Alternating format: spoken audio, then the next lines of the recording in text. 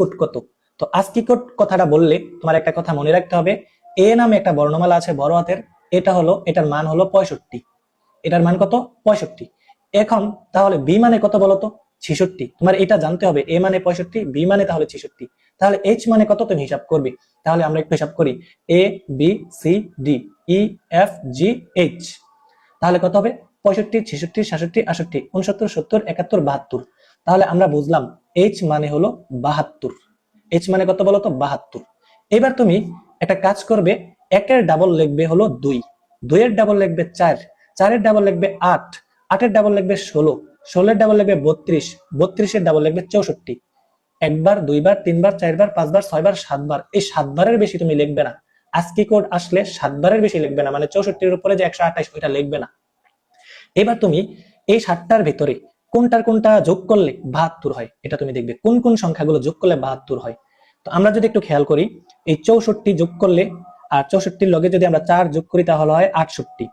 68 লগে যদি না হবে না, 64 সাথে যদি আমরা সরাসরি 8 যোগ করি তাহলে কিন্তু 72 হয়ে যায়। তাহলে এই 64 আর 8 হয় 72। আর বাকিগুলো লাগেনি, এই বাকিগুলোর নিচে তুমি দিয়ে দিবে 0। তাহলে এই যে 7 বিটের একটা মান আসলো 100, 1 তিনটা 0, 100, 1 তিনটা 0। তো এই মানটাকে বলা হয় আস্কি মান বা আস্কি কোডের মান।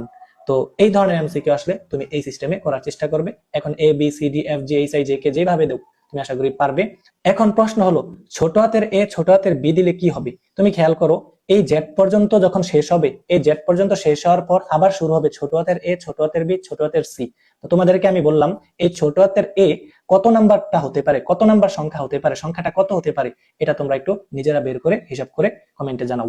এরপরে 2 নম্বরে কি আছে খেয়াল করো, এইচ এর আস্কি 8 কোড কত। দেখো এটা কিন্তু শুধু বলেছিল আস্কি কোড, আর যদি কখনো বলে যে আস্কি 8 কোড কত, তাহলে তুমি এই আস্কি মানটাই বের করবে, জাস্ট পিছন দিয়ে একটা শূন্য লাগিয়ে দিবে। আবার বলছি, আস্কি 8 বললে আস্কি মানটা আমরা যেভাবে বের করেছি আস্কি 8 এর মানটা আমরা সেভাবে বের করব। তবে যে 7 বিটের যে আমরা মানটা পেয়েছিলাম, এই 7 বিটের মানের পিছনে জাস্ট তুমি একটা 0 দিয়ে দিবে।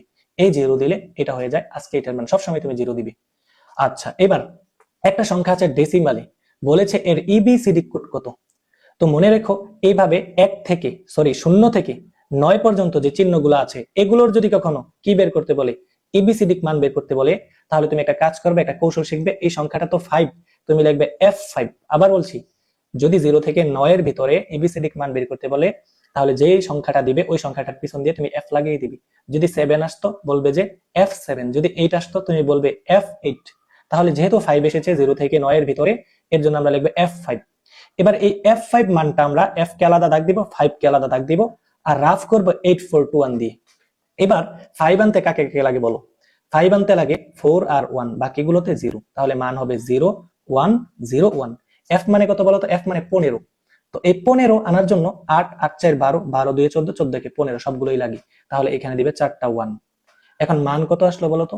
মান আসলো হলো 1 1 1 1 0 1 0 1। এটা হলো এই 5 এর এবিসিডি মান।